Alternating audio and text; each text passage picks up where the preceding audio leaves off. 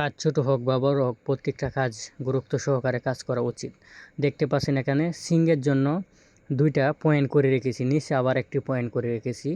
এখানে সিং গরমটা না মিক্সার হবে, মিক্সার সিংয়ের বিক্ষোভ হবে আর কি। এই জন্য আমরা এই জন্য 2টা পয়েন্ট করে রেখেছি। তারপরে মাপ মিল রেখে লেবেলিং করে তারপরে জাম দিয়ে নিচ্ছি।